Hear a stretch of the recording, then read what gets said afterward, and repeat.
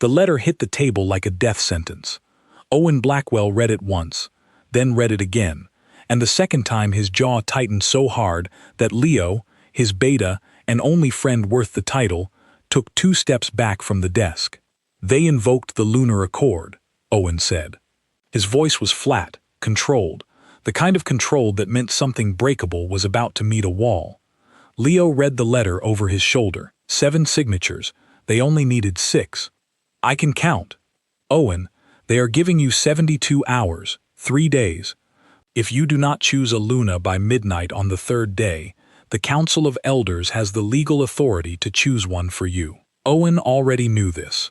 He had known it for 6 years, ever since he took the throne at 23, with blood still drying under his fingernails, and a crown that smelled like his father's funeral pyre. 6 years of the council pushing names at him, daughters of allied alphas, warriors with perfect bloodlines and political smiles, healers whose families owned half the eastern territories. He had rejected every single one, not out of arrogance, not because he enjoyed watching old men turn purple with frustration, though he did not mind that part, because none of them were his. The mate bond was not a fairy tale. It was biology, chemistry, a thing that lived in the blood and the marrow and the deepest animal part of a wolf's brain. His father had described it once, the night before he died, sitting in this same chair with a glass of whiskey balanced on his knee. "You will know," his father had said. "It will feel like getting hit by something you cannot name, like weather you did not see on the horizon." Owen had waited. He had attended 12 formal gatherings, shaken 100 perfumed hands, danced with women who moved like they had rehearsed every step in front of a mirror. He had scented none of them, not the way it was supposed to work, and now the council had run out of patience. "They are calling it a Lunar Summit," Leo said, still reading. 30 candidates. Every allied pack is sending their strongest, their most connected, their most politically useful. 3 days of introductions, banquets, and formal presentations. A cattle auction. Owen, what would you call it? Leo did not answer that, because Leo was smart enough to know when honesty would get him punched. The summit was set for the full moon, 3 days away. Owen had 72 hours to either find a mate among 30 hand-picked political pawns or lose the right to choose entirely. The council would vote. The council would install whoever served their interests best, and Owen Blackwell, Alpha King of the Northern Territories, would spend the rest of his life bonded to a stranger who smelled like nothing.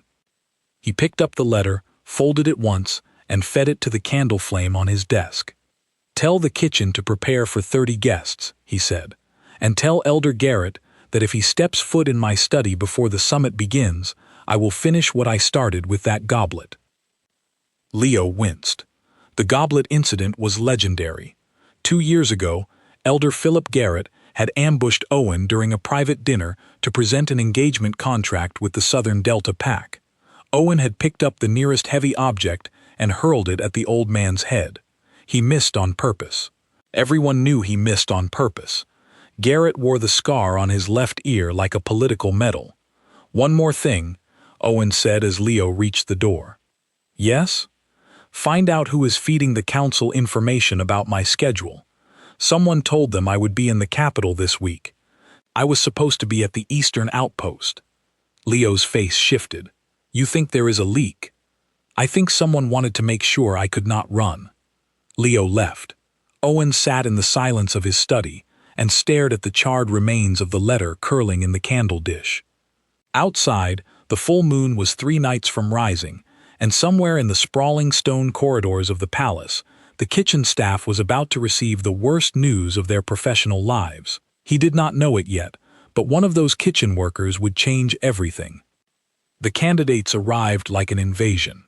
30 women from 12 packs, each one traveling with an entourage of guards, attendants, and family members who filled the palace hallways with competing perfumes and competing agendas. Owen stood on the main staircase and watched them pour through the front gates with the enthusiasm of a man watching floodwater enter his house. Leo stood beside him with a clipboard. "Shall I run through the names?" "No. It might help to know who you are rejecting." I will reject them all equally. No preparation needed. The first introduction was a formal dinner. 30 place settings arranged around the Great Hall in a horseshoe pattern so every candidate could see the throne and every candidate could see each other. It was designed for maximum visibility, maximum competition. The council had engineered every detail, from the seating chart to the lighting, to make Owen feel surrounded. He sat at the head of the table and ate his meal in near total silence, while 30 women made conversation around him like water flowing around a stone. They were polished, articulate. Several were genuinely impressive, a warrior from the coastal pack who had single-handedly defended a fishing village from a rogue incursion, a healer from the mountain territories who had developed a new treatment for silver poisoning, a diplomat who spoke 6 languages and had brokered the last ceasefire with the southern packs. Owen listened. He nodded when it was appropriate. He answered direct questions with the minimum number of words the English language would allow. He scented nothing, not warmth, not recognition, not the lightning strike his father had promised. Just 30 women who smelled like 30 strangers, and the slow, grinding certainty that this summit was going to end exactly the way the council wanted. Elder Garrett sat at the far end of the table, watching Owen with the satisfied patience of a man who had already won. He was 71 years old, lean as a strip of leather, with silver hair he wore slicked back from a forehead designed for frowning. He had served on the council for 40 years and had survived 3 Alpha Kings by being smarter, more patient, and more ruthless than any of them. Owen met his eyes across the table. Neither of them smiled. After the dinner, Owen escaped to the East Wing. The candidates would be shown to their rooms. Tomorrow would bring another round of introductions, more formal than the first. Presentations, demonstrations of skill, a performance, dressed up as tradition. He was halfway down the corridor when he heard it. A sound that did not belong in the polished, perfumed atmosphere of a lunar summit. A crash, glass breaking. Then a voice, sharp and annoyed, from behind the service door that connected the main hall to the kitchen corridor. "Move your feet or lose them, Danny. I am not asking twice." Owen stopped. He knew the palace staff by sight, most of them.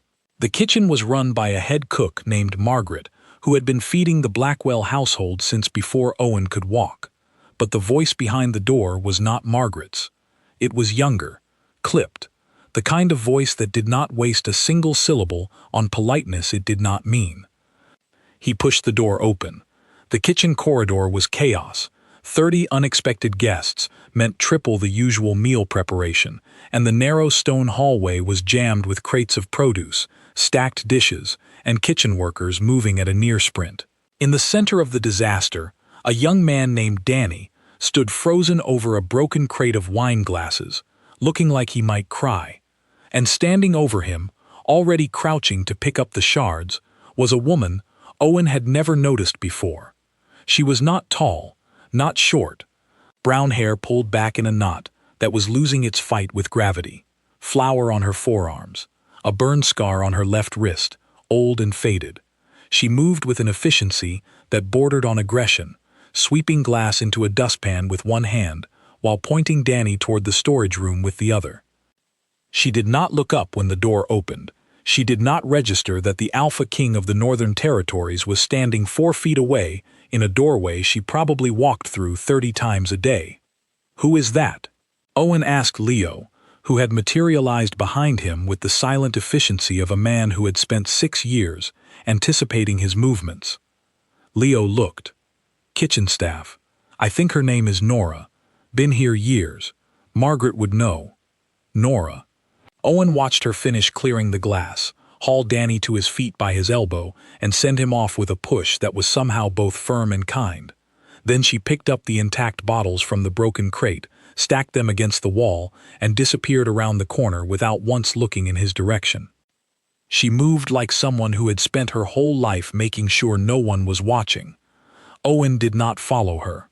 He filed the moment away in the part of his brain that catalogued things he did not yet understand and walked back to his quarters. The second night of the summit was tomorrow.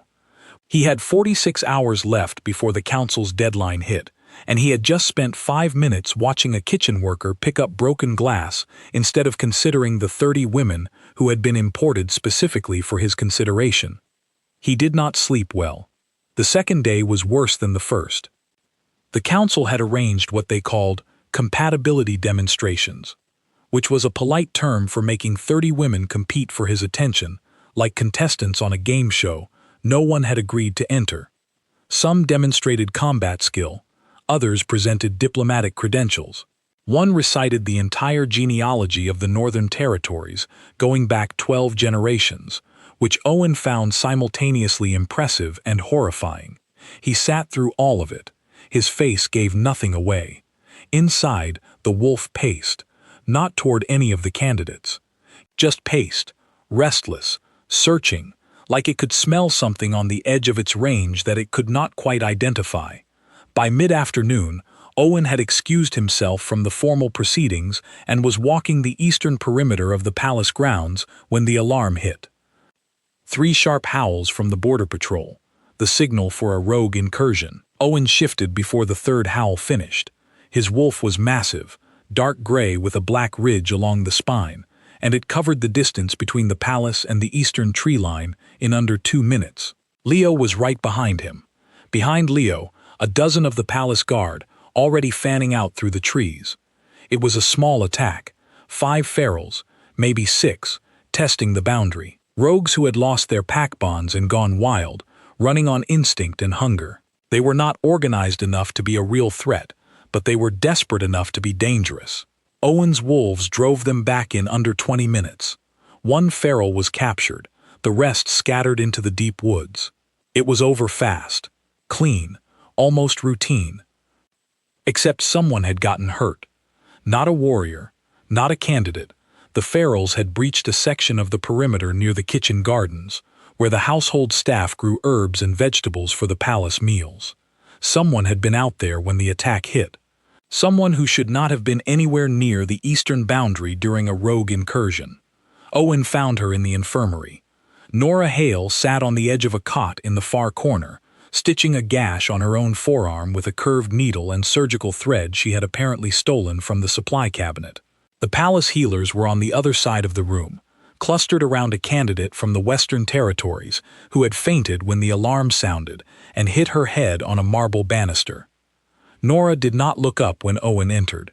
She pulled the thread through her skin with the steady, mechanical focus of someone who had done this before. Her jaw was set. Her eyes were dry. There was dirt on her knees and a scratch across her collarbone, and not a single flicker of panic in any part of her body. Owen stood in the doorway and watched her stitch herself up, and the wolf inside him went completely still. Not restless, not pacing, still, in the way a predator goes still when it has finally found what it has been tracking. The scent hit him like a wall collapsing. Not perfume, not the manufactured pleasantness of the 30 women upstairs. Something raw, warm, like bread baking in a stone oven and rain on dry earth, and something underneath all of it that he had no word for, because no word had been invented yet for the thing that happens when your blood recognizes someone before your brain does. Nora finished her last stitch, bit the thread, knotted it, pressed a strip of gauze over the wound, and taped it down with the brisk competence of a field medic. Then she looked up. Her eyes were gray, not the soft, romantic gray of poetry, the gray of river stones, hard, flat, the eyes of someone who had learned a long time ago that the world did not owe her anything and she was not going to waste energy pretending it did. She saw him, saw the blood on his hands from the fight, saw the crown mark on his collar that identified him as the Alpha King, even in human form. She did not bow, did not stand, did not do any of the things that every other person in this palace would have done reflexively upon finding themselves alone in a room with the most powerful wolf in the Northern Territories. She said, "You are blocking the door." Owen Blackwell had been Alpha King for 6 years. He had stared down rival alphas, negotiated with hostile packs, and once held a rogue by the throat until it stopped thrashing. No one had spoken to him like that since his mother died. He stepped aside. Nora stood, collected the leftover gauze and tape, returned them to the supply cabinet, and walked past him through the doorway. She smelled like rosemary and bread dough and something electric, something alive, something that reached into his chest and wrapped around his lungs and squeezed. She was gone before he remembered how to move.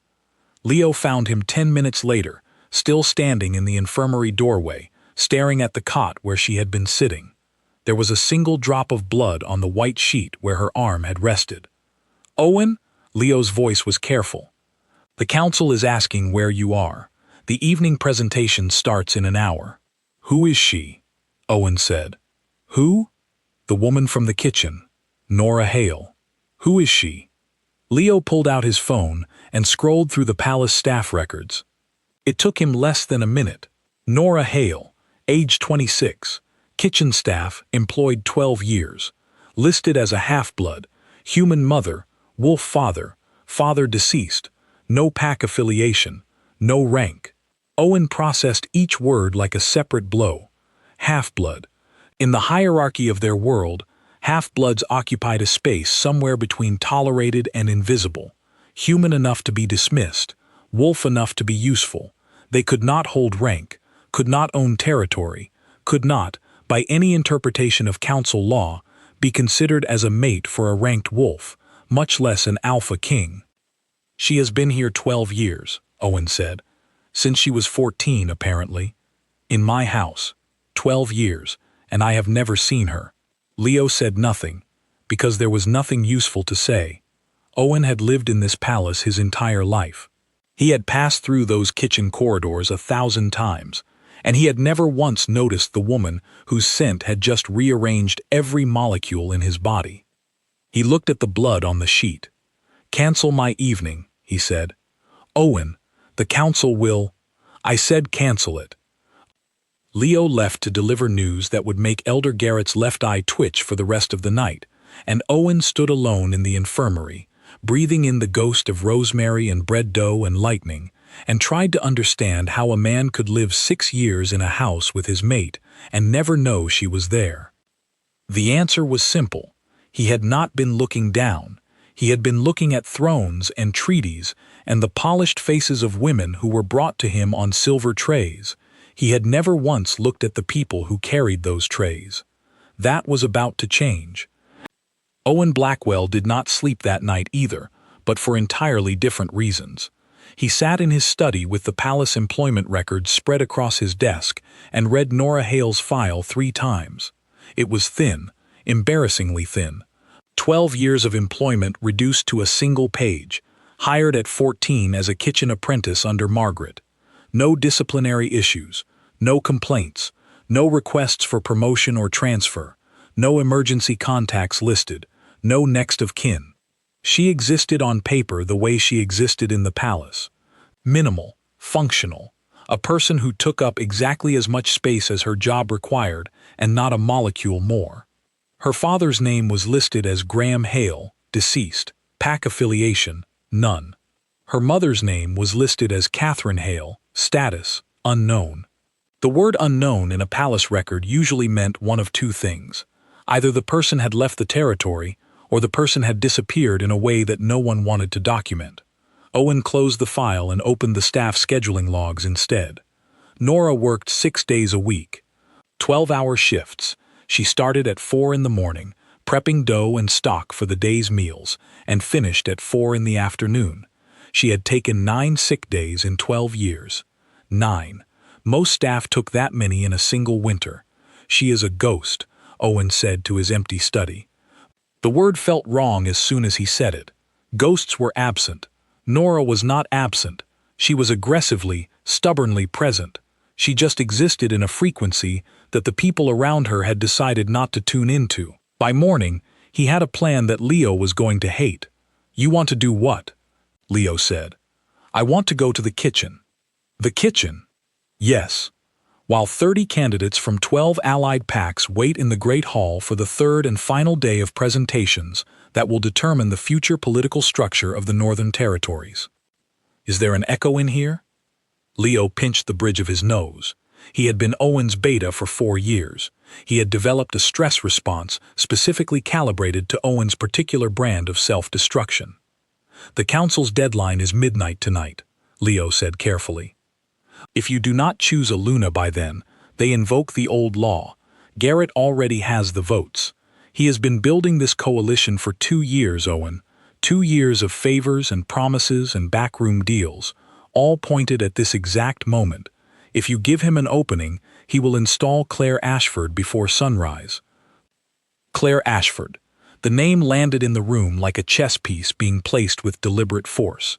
She was the eldest daughter of the Southern Delta Alpha, a pack that controlled the most fertile territory south of the river and had been angling for a northern alliance since before Owen was born.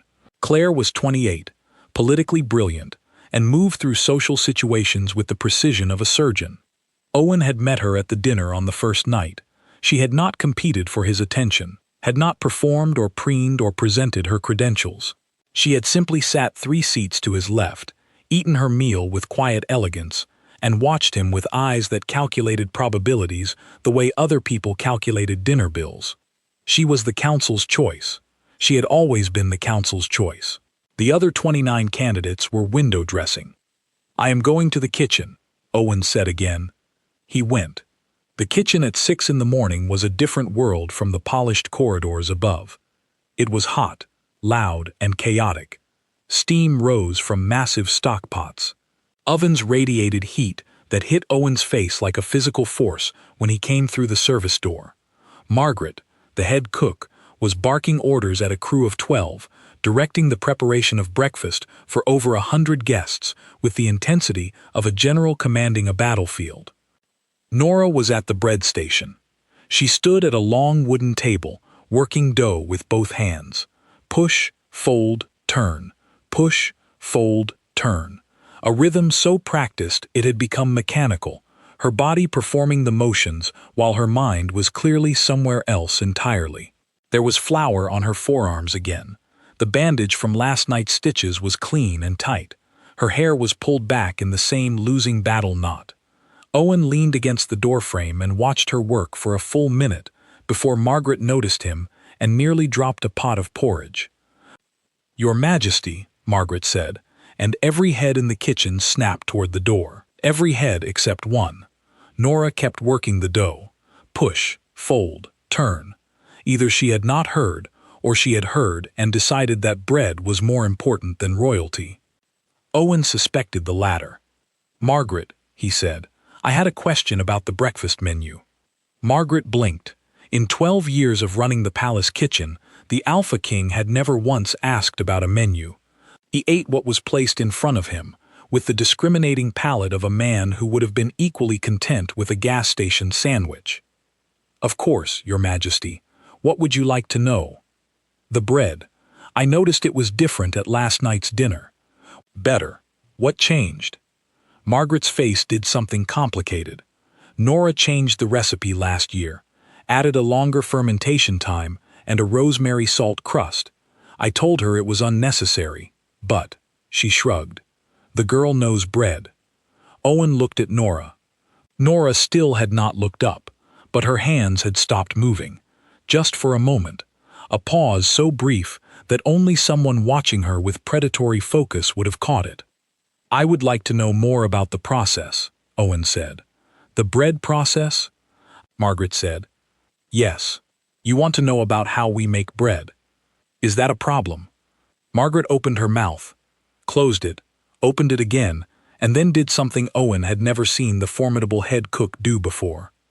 She looked at Nora. Nora looked at Margaret. Something passed between them. A conversation conducted entirely in eyebrow movements that Owen could not translate. "Nora," Margaret said, "the king has questions about your bread." Nora wiped her hands on her apron. Slowly, she looked at Owen for the second time in their brief shared history, and her expression was not impressed, not flustered, not awed. It was the expression of a woman who had been in the middle of something important and had been interrupted by someone who did not understand what important meant. "The fermentation takes 18 hours, she said. "If you rush it, the crumb structure collapses." "Why rosemary?" "Because it grows in the kitchen garden, and time does not survive this far north. I use what I have. And the salt crust? Draws out moisture during the bake, creates a shell that keeps the interior soft for longer. Your guests are eating bread that was baked 4 hours ago, and it still has give, because the crust did its job. She spoke about bread the way engineers speak about bridges. Structurally, precisely, with an underlying passion that she clearly considered inappropriate and was trying to keep leashed. Owen could have listened to her talk about bread for the rest of his life. "Show me," he said. The kitchen went silent.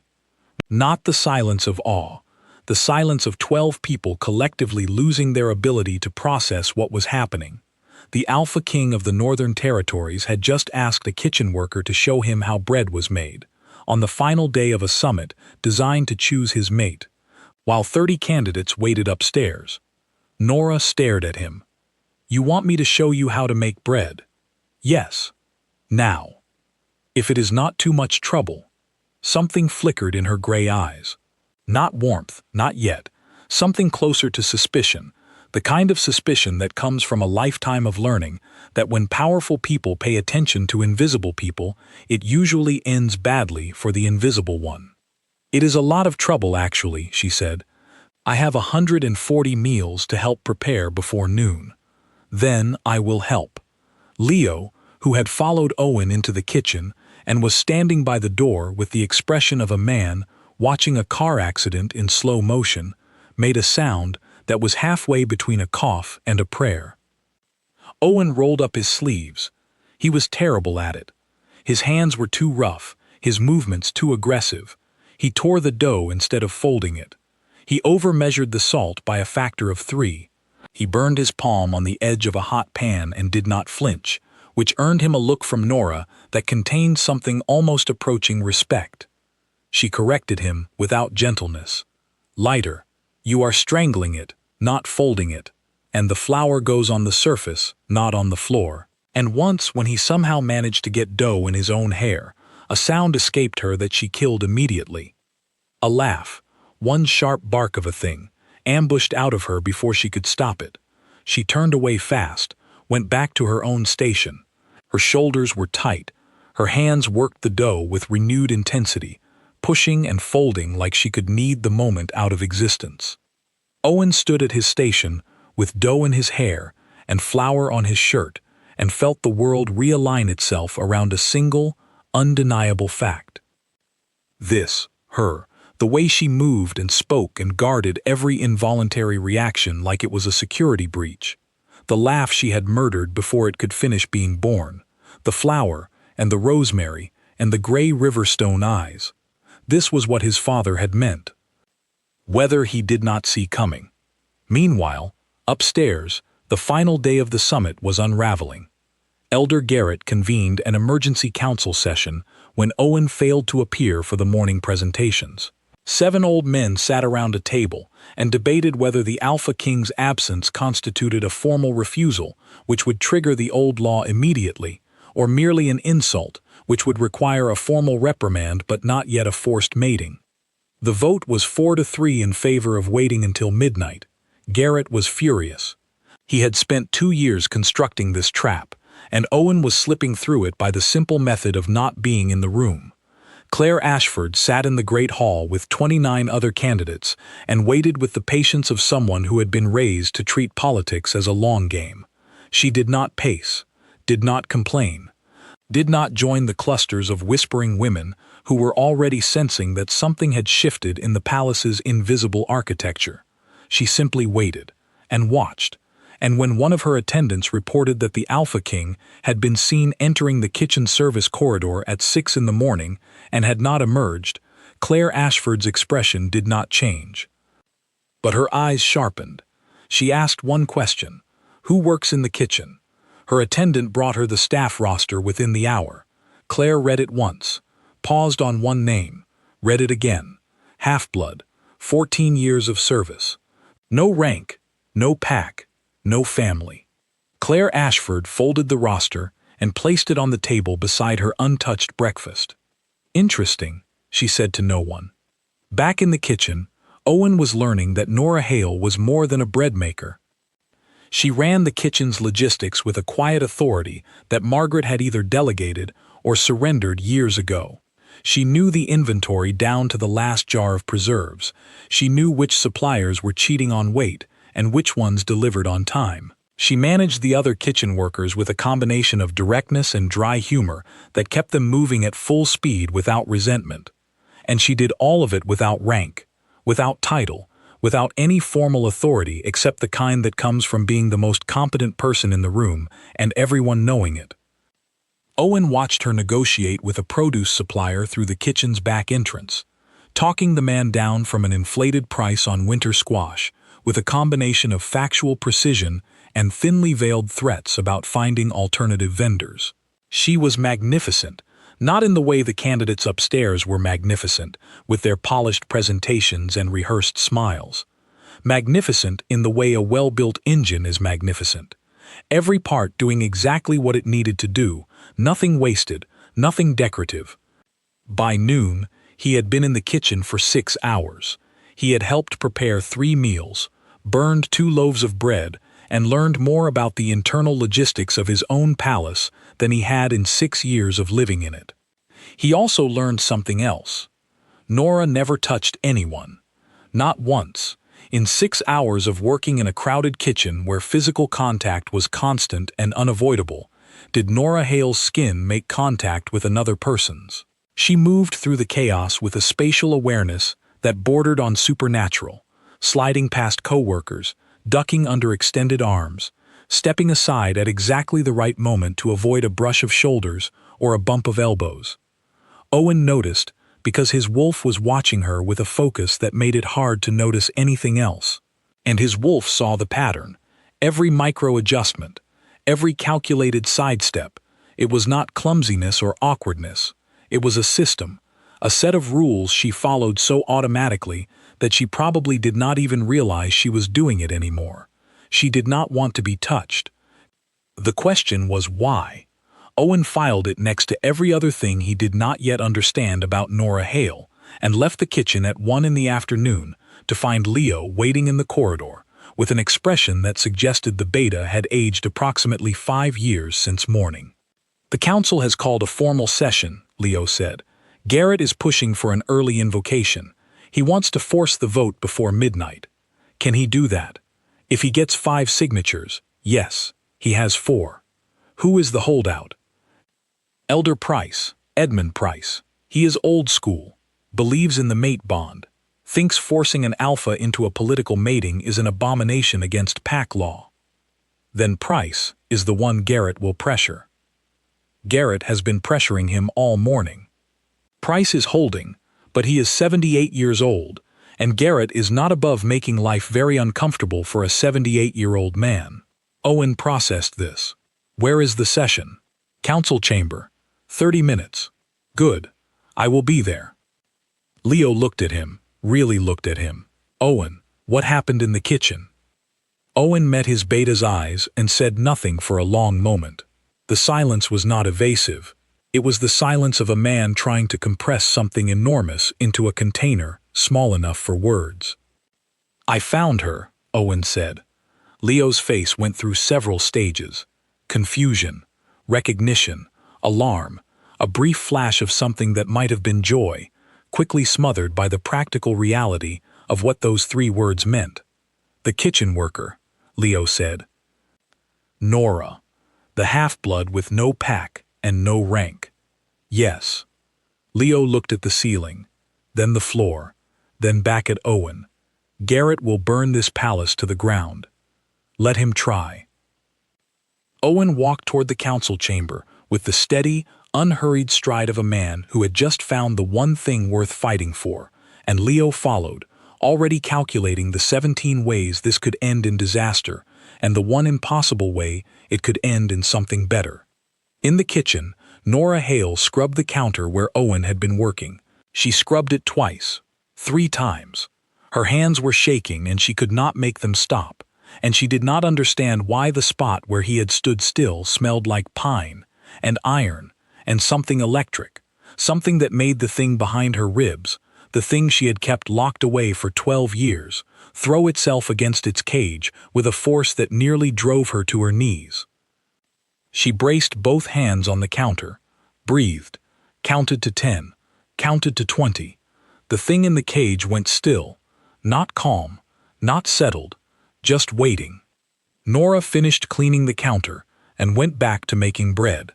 Push, fold, turn. Push, fold, turn. The rhythm steadied her hands but did nothing for the hammering in her chest, and she did not look at the doorway again for the rest of the afternoon, because she was afraid of what she would feel if he was standing there, and more afraid of what she would feel if he was not. The council chamber was a circular room built of dark stone and older than the palace itself. 7 chairs arranged in a semicircle facing a single seat at the center. The setup was designed to make the person in that center seat feel surrounded, observed, outnumbered. It had been built by alphas who understood that architecture was a weapon. Owen sat in the center seat and looked at 7 old men who wanted to control his future. Elder Garrett stood at the head of the semicircle. He was holding a document that Owen recognized immediately: the Lunar Accord, the original, written on calfskin in an ink that had faded from black to brown over the centuries. It was the legal foundation for everything the council was about to attempt. "The summit concludes at midnight," Garrett said. "You have attended 2 of 3 days. You have not initiated a formal courtship with any candidate. We are here to determine whether the Alpha King intends to fulfill his obligation under the accord, or whether the council must act in the interests of the pack."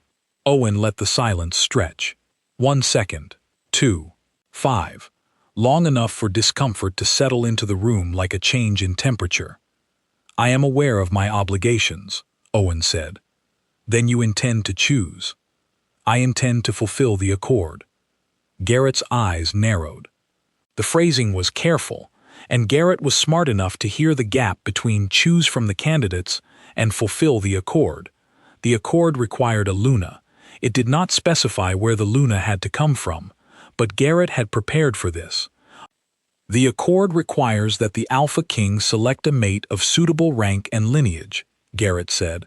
"This has been interpreted by every council for the past 300 years to mean a she-wolf of recognized pack status, not a human, not a half-blood, not a rankless member of the household staff." The room went cold. Owen did not react, but Leo, standing behind his chair, stopped breathing for a moment. Garrett knew. Somehow, in the 12 hours since Owen had walked into that kitchen, Garrett had found out. The old man's intelligence network was better than Owen had estimated, which meant someone in the kitchen was reporting to the council, or someone in Claire Ashford's entourage was sharing information, or both. "That interpretation is tradition," Owen said, "not law. Tradition is the foundation of pack governance. The foundation of pack governance is the mate bond.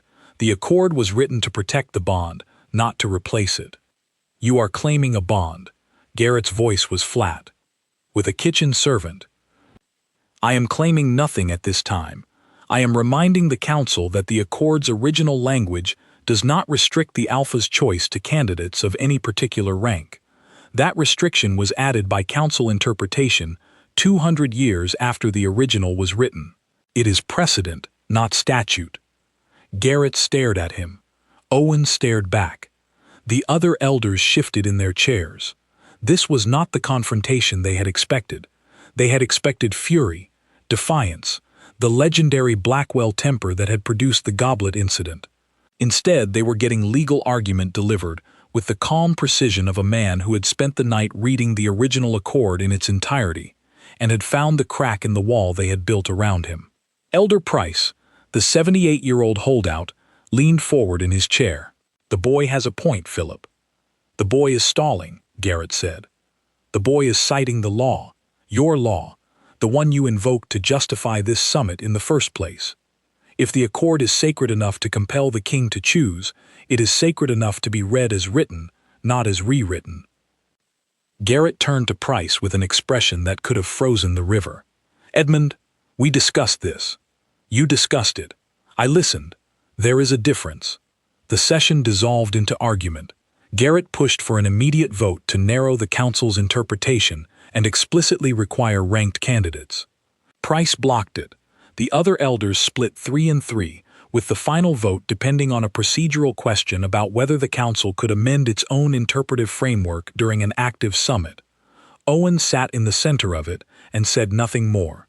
He had planted the seed. Now he needed time. He needed time because he had a much larger problem than the council. Nora Hale did not want him. She had looked at him in that kitchen with the eyes of a woman who had been surviving for so long that she had forgotten how to do anything else. She had made him step aside in the infirmary. She had corrected his bread-making with the gentleness of a boot camp instructor. She had killed her own laugh like it was evidence of a crime. The bond was there. Owen could feel it in his blood, a gravitational pull so strong it took conscious effort to walk in any direction that was not toward her.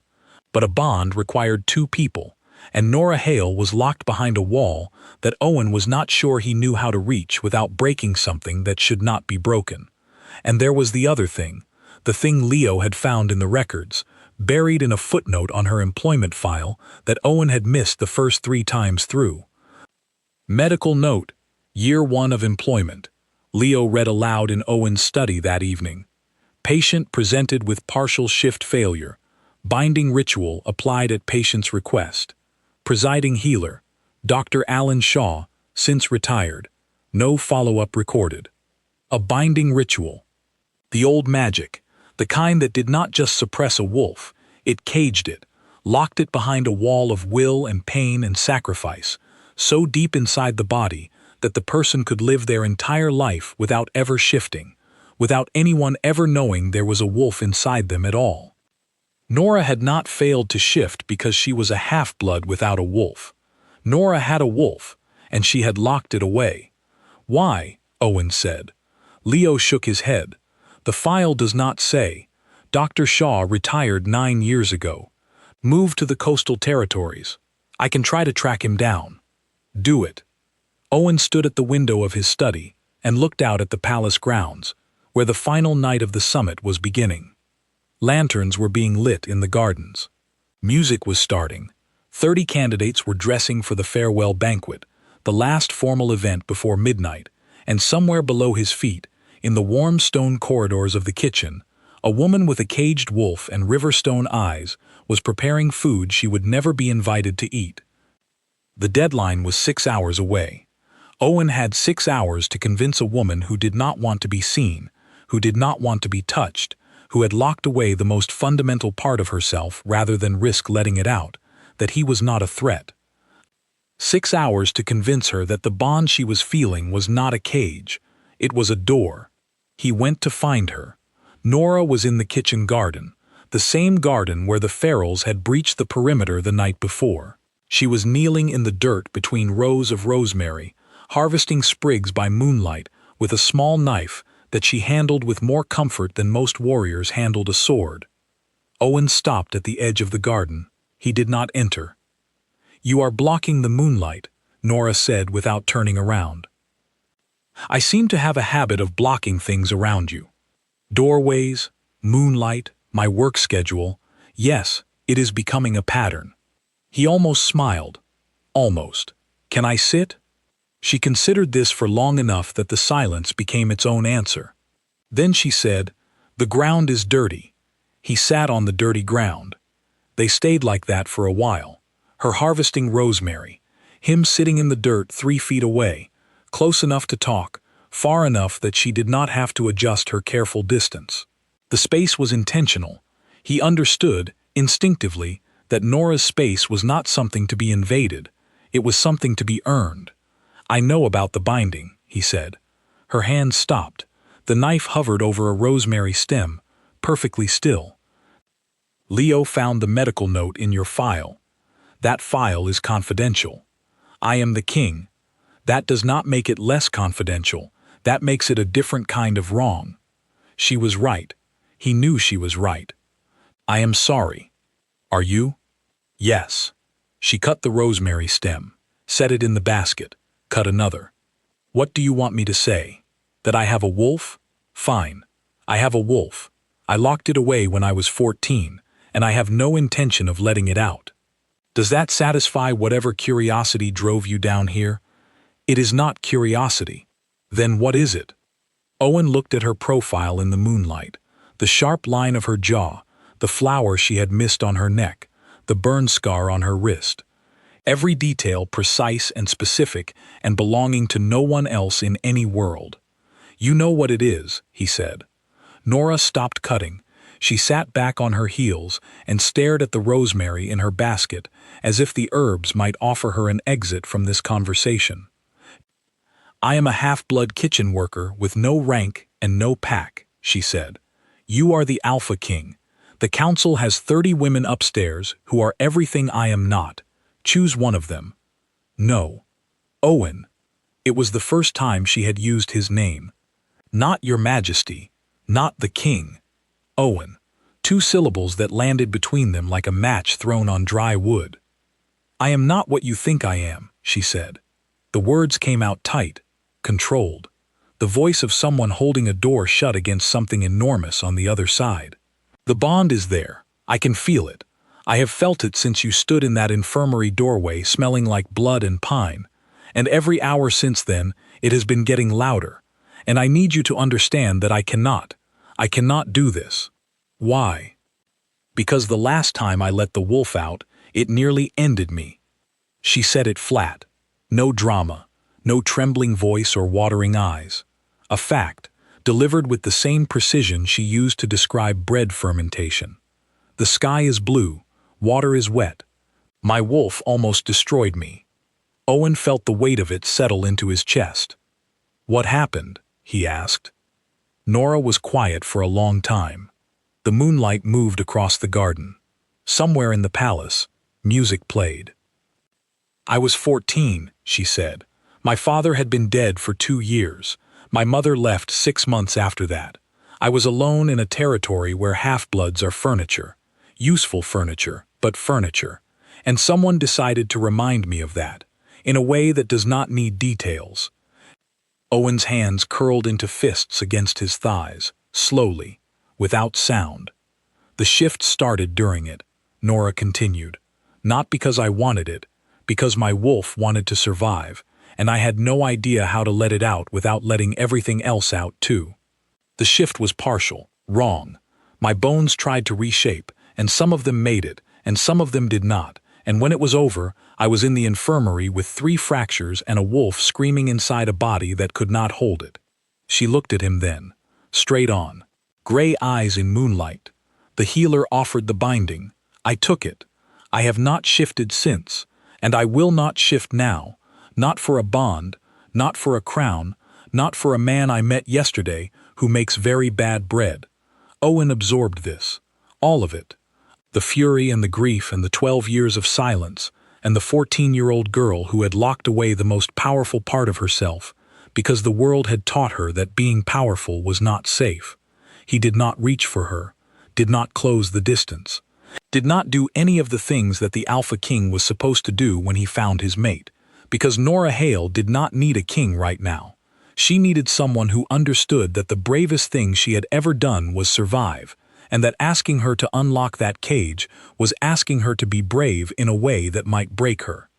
I will not ask you to shift, he said. I will not ask you to be my Luna. I will not ask you for anything. Then why are you here? Because in 4 hours the council is going to choose a Luna for me, and I wanted to spend my last free evening sitting in the dirt with the only person in this palace who tells me I am in the way. Something cracked in her expression, a hairline fracture in the stone. She did not smile, but she did not tell him to leave. They sat in the garden until the music stopped and the lanterns went out, and the palace above them settled into the uneasy quiet of a house waiting for a storm. At 11 o'clock, Leo came to find them. His face was grim. Garrett got his 5th vote, Leo said. The council is convening at midnight. They are going to invoke the old law and appoint Claire Ashford as Luna. Owen stood, dirt on his clothes, rosemary on his hands. Then I will be there at midnight, he said. He looked at Nora. She was still kneeling in the garden, the basket of rosemary in her lap, her face unreadable in the dark. "You do not have to come," he said. She said nothing. He walked away. The midnight session was held in the Great Hall, not the council chamber. Garrett wanted an audience. He wanted witnesses. He wanted every candidate, every ranked wolf in the territory, every political player with a stake in the outcome to see the Alpha King brought to heel by the very laws he had sworn to uphold. The hall was full. 30 candidates stood along the walls in formal dress. The elders occupied the dais. Claire Ashford stood at the front of the candidate line, perfectly composed, wearing a dress the color of deep water. She did not look triumphant. She looked patient. Owen entered alone. Leo was 2 steps behind him, but in this room, in this moment, the Alpha King was alone. Garrett read the invocation, the formal language of the old law, unchanged in 300 years. When the Alpha refuses his duty to the bloodline, the council shall act in the pack's interest and appoint a Luna of suitable rank and lineage. The words filled the hall like cold water. "The council has voted," Garrett said. 5-2. The appointed Luna will be Claire Ashford of the Southern Delta. Owen let the words land. Let the room absorb them. Let every eye settle on him. Then he spoke. "I reject the appointment." The room inhaled. The accord does not grant the council the authority to appoint a Luna when the Alpha has already identified his mate. The old law triggers only when the Alpha refuses. I am not refusing. I am choosing. Garrett's face went tight. "You have chosen no one. 3 days, and you have made no formal declaration. I am making one now." Owen turned to face the room. Every candidate, every elder, every ranked wolf and political operator and scheming courtier who had gathered to watch the Alpha King fall. "I, Owen Blackwell, Alpha King of the Northern Territories, declare my mate bond before this council and these witnesses." The room went silent. "My mate is Nora Hale." The silence cracked open. It was not gasps, not whispers. It was a sound like air being pulled out of a room, like every person present tried to speak at once and choked on it. The candidates looked at each other. The elders looked at Garrett. Garrett looked at Owen with an expression that combined fury and disbelief in equal measure. "Nora Hale is a half-blood kitchen servant with no rank and no pack," Garrett said, and his voice was no longer measured. It was the voice of a man watching his 2-year plan collapse. "She is not eligible under any interpretation of the accord. She is my mate. The bond is real, and the accord, in its original language, the language your predecessors wrote 300 years ago, does not restrict the Alpha's choice by rank. That restriction is your invention, not the law's. This is absurd. You cannot bond with a rankless half-blood. The political consequences alone would. I do not care about the political consequences. The Southern Delta will withdraw their alliance. Then they withdraw. You will fracture 100 years of peace. Then I will hold the pieces." Owen said this with the flat certainty of a man stating a mathematical fact. Not bravado, not bluster, the quiet absolute conviction of an Alpha King who had weighed every consequence, measured every risk, and decided that the woman kneeling in a kitchen garden with rosemary in her lap was worth all of it. Claire Ashford stepped forward. The room stilled. She moved with the controlled grace that Owen had noticed on the first night. Every step deliberate, every angle calculated. She stopped 6 feet from Owen and looked at him with eyes that held no anger, no humiliation, no wounded pride. Just assessment. Cold, clear assessment. "Your Majesty," she said, "the mate bond is sacred. I respect it.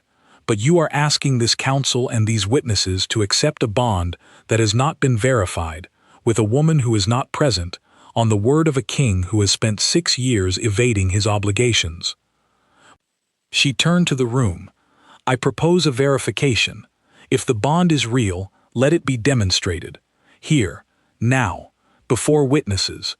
And if it is real, I will withdraw my candidacy and encourage the Southern Delta to maintain our alliance." It was a masterstroke, elegant, reasonable, impossible to refuse without looking like he was bluffing. And it required Nora. Owen looked at the doors of the great hall. They were closed. Nora was not here.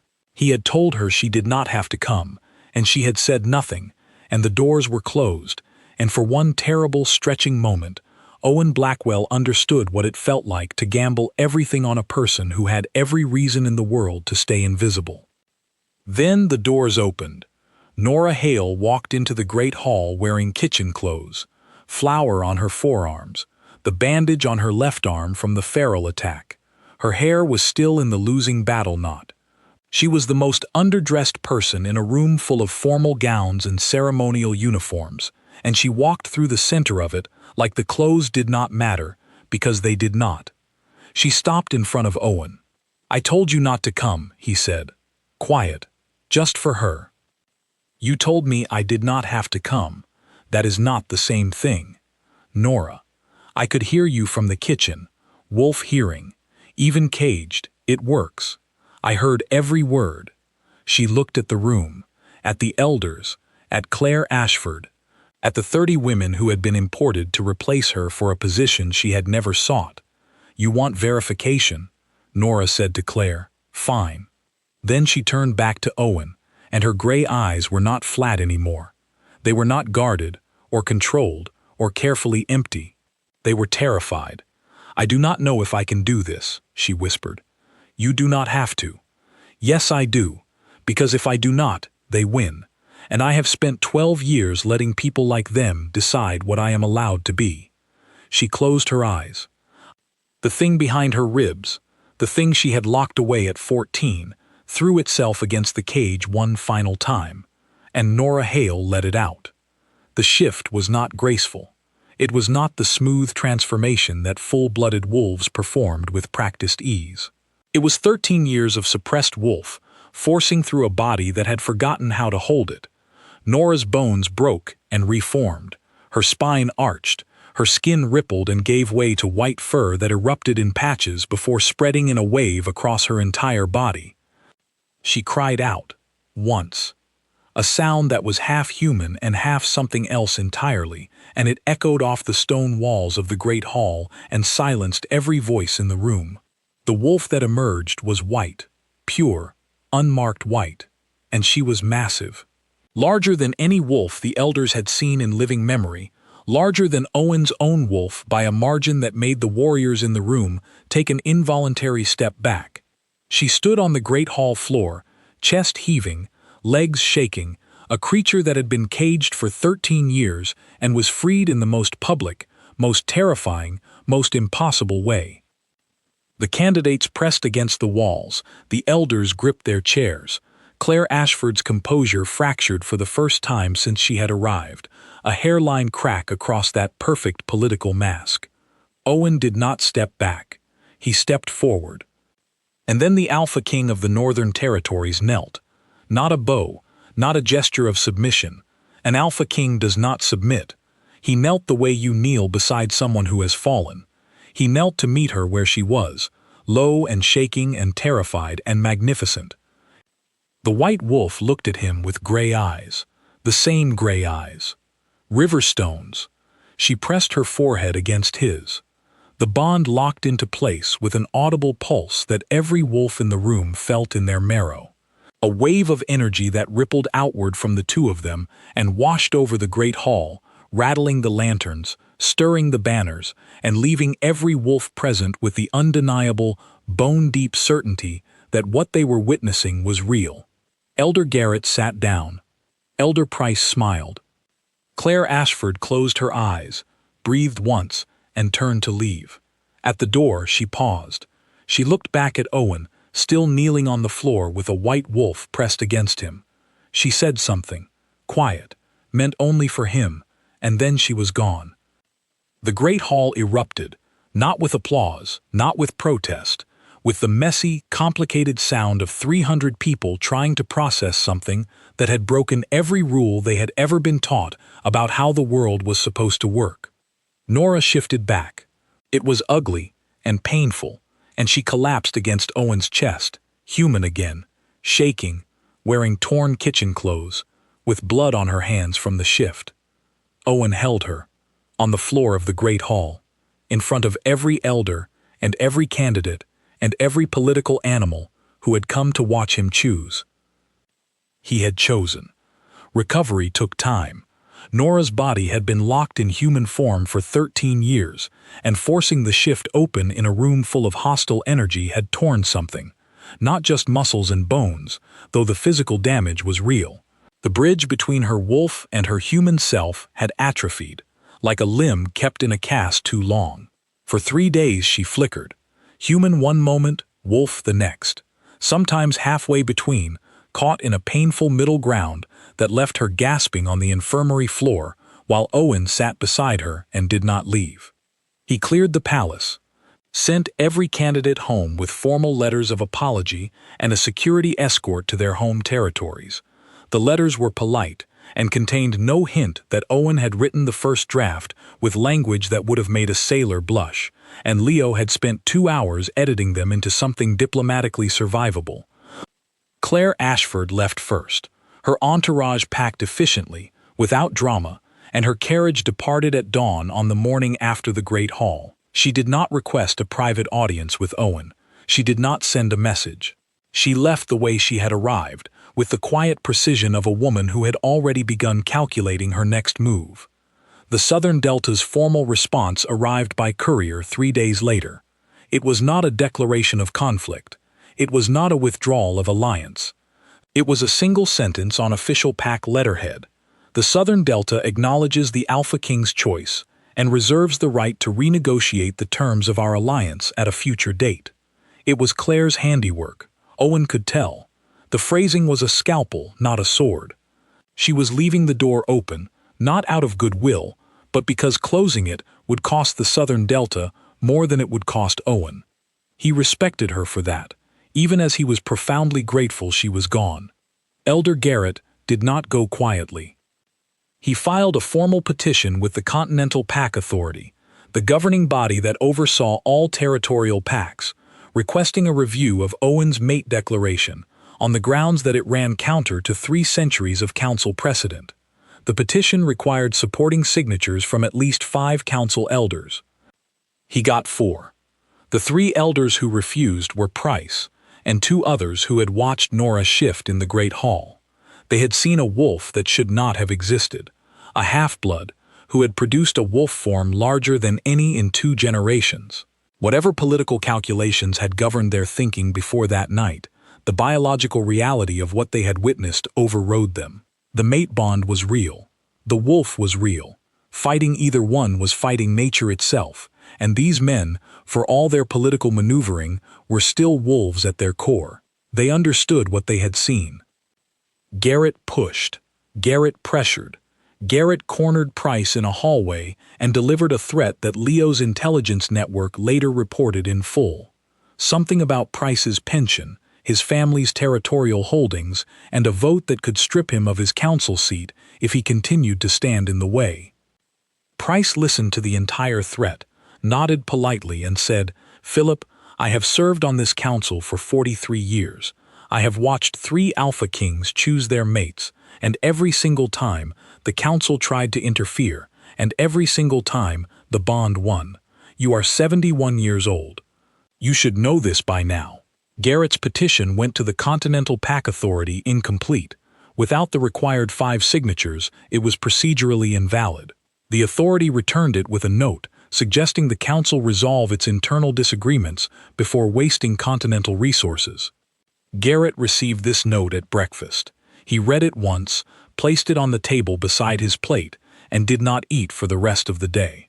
He was not finished. Owen knew that. Garrett was a patient man who played long games, and losing 1 round would not stop him from continuing the campaign. But for now, the immediate threat was contained.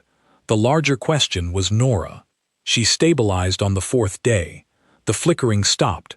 Her wolf and her human self reached a truce that allowed her to hold one form at a time without the other dragging her back. It was not perfect. Owen could see the strain in her face, the effort it took to maintain control, the way she sometimes paused mid-sentence and gripped the edge of whatever surface was nearest, while something internal adjusted. But she was steady, and she was furious. Not at Owen, not at the council, at herself. 12 years, she said. She was sitting on the infirmary cot, the same one where Owen had first seen her stitching her own arm. 12 years, I kept it locked down. 12 years of being safe. And I threw it away in 30 seconds because I was angry. You shifted because you chose to. I shifted because a rich woman in a pretty dress told me I was not real enough to count, and I wanted to prove her wrong. That is not choosing, that is reacting. Owen sat in the chair across from her. He had not left the infirmary for more than an hour at a time since the Great Hall. Leo was running the territory. The council was frozen. The palace operated on autopilot while the Alpha King sat beside a kitchen worker and waited. You are allowed to react, Owen said. Not like that, not with something that dangerous. You saw what happened, Owen. I lost control. The shift was wrong. My bones broke. If it had gone worse, if the wolf had not come through clean, I could have died on that floor, in front of everyone. But you did not. But I could have. She looked at her hands, turned them over. There were faint marks on her palms where the shift had torn the skin, already healing but not yet gone. I locked it away for a reason, she said quietly. What happened to me when I was 14? The thing that triggered the first shift. It was not random. It was not an accident. Someone hurt me, and my wolf came out because my wolf wanted to protect me, and instead of protecting me, it nearly tore me apart because I did not know how to hold it. I was 14. I was alone, and the only solution anyone offered me was to lock it away and pretend it did not exist. The binding. The binding saved my life. It gave me 12 years of being normal, 12 years of being a person instead of a ticking clock. I could work, I could function, I could stand in a room with people and not worry that if someone touched me wrong, the wolf would come loose and take everyone with it. Owen heard what she was not saying.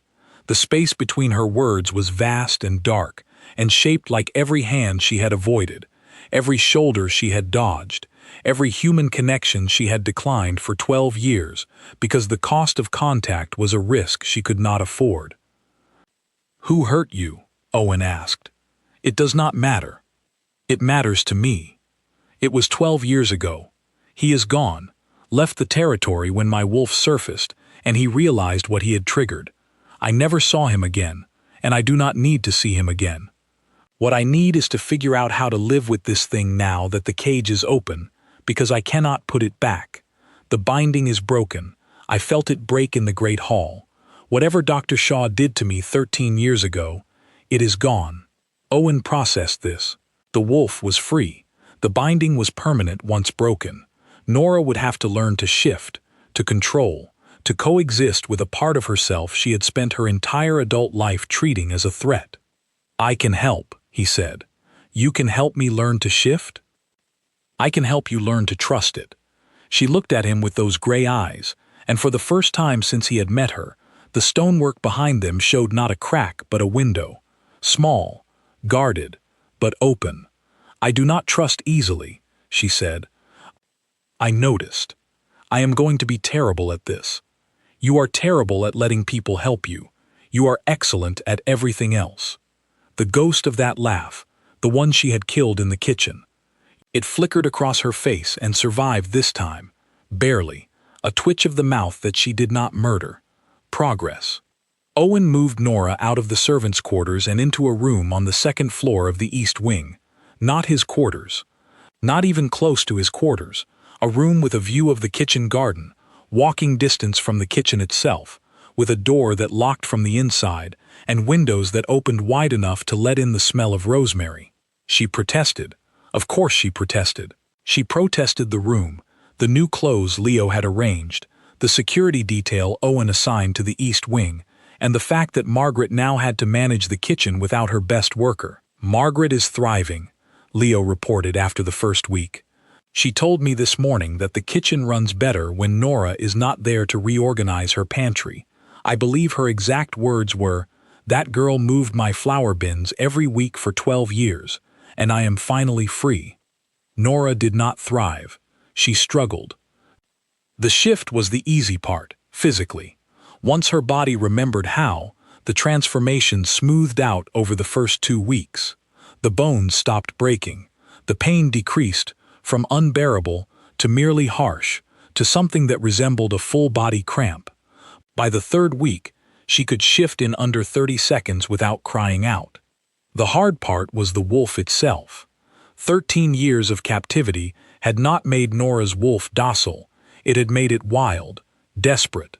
Every time Nora shifted, the wolf wanted to run, not a casual run through the palace grounds, a sprint for the horizon, a headlong rush toward freedom that took every ounce of Nora's will to redirect. Owen ran with her. Every night, after the palace went quiet, they shifted together and ran the eastern perimeter. His wolf was dark gray, calm, steady, a counterweight to the white wolf that tore through the trees beside him like a comet that had forgotten what an orbit was. He did not try to control her, did not block her path or cut off her runs.